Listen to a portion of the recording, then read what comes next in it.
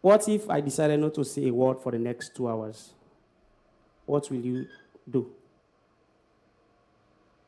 Yeah, it's possible because in life everything is possible.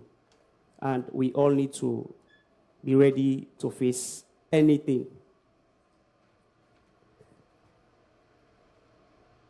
At age 12, I started experiencing difficult challenges in my home country, Sierra Leone, West Africa. After the death of my father, my uncle and other relatives began demanding my mother to live with my uncle. But my mother refused the proposal, even though it's our traditional practice. And the entire family turned their backs against us.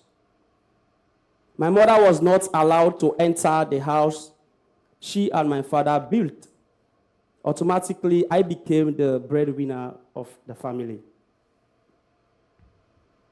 Because of the constraints, financial constraints that we face, I had to drop out from school and engage on different child labor works, from minding of sand, breaking of stones, and petty trading with my mother. I faced a lot of intimidations and attacks from my schoolmates. After school hours, when they saw me on the street selling, they mocked me and started saying negative words on me. They called me a school dropout, a milk cake seller. And because of the provocations and stigmatization, I decided to move to the city, which I traveled to at night by sneaking on a trailer. I faced many challenges, including being homeless, being treated like a criminal, and be publicly humiliated. I was determined to succeed so I could help my mother. I turned to God. God, you are the only person that I believe can solve my problem now. You brought me here in the city, so please, God, help me. And that was the day I realized that there is a living God. No matter your condition, just call on the Almighty God. He will surely come to your aid. Shortly after, I met a man who took me to his household of 8. I was the youngest among them, and I decided to take all the house chores, including laundering their clothes. In the community I was living, water was so scarce.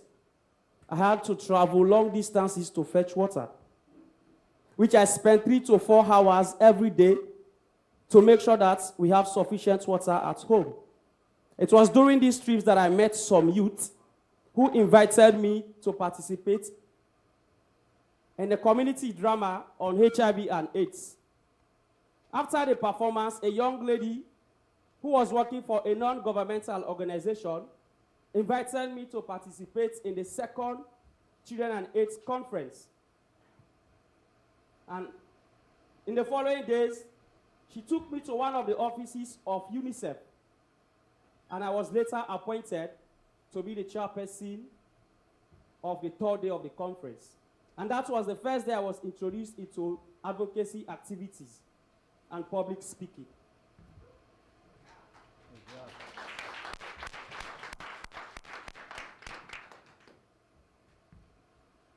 And after the conference, I was invited by the child-led organization in my country, Sierra Leone. It's called Children's Forum Network, to be a member of the organization. They gave me a lot of opportunities, which helped me to build connections with government and non-governmental organizations.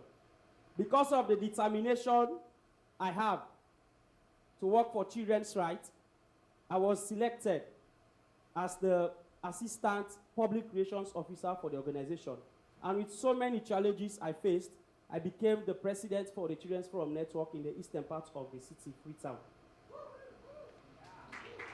In 2011, before our general election in 2012, I wrote a song and recorded the song on non-political violence, which helped to increase my popularity.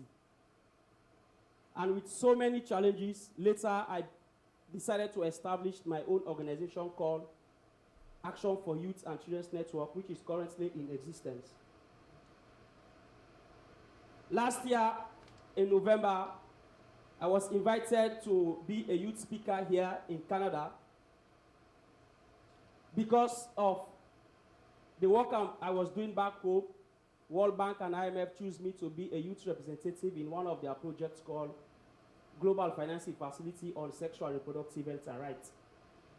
But it was challenging for me to be here in Canada because I was asked to pay registration of $500, the ticket fees, and the visa processing.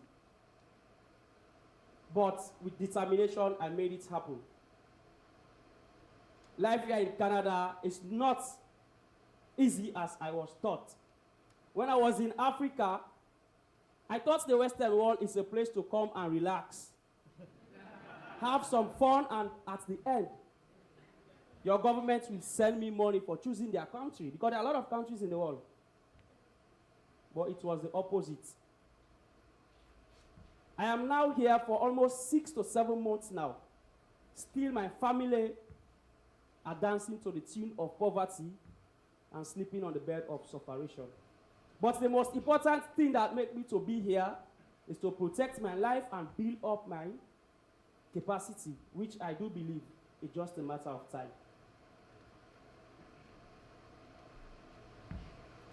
I have been homeless. I have suffered and struggled, and yet still, I will surely overcome all my hurdles.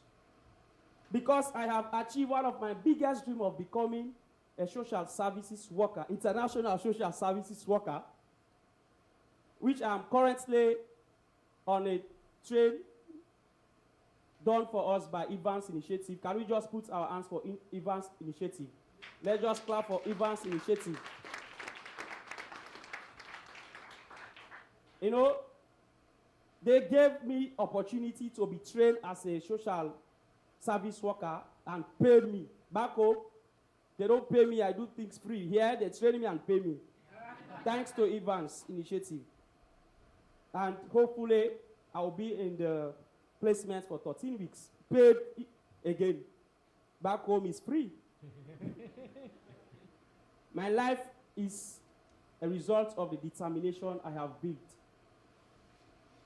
No matter the challenges I will continue to face or what people say, I will never give up. I will never give up. Forget failure.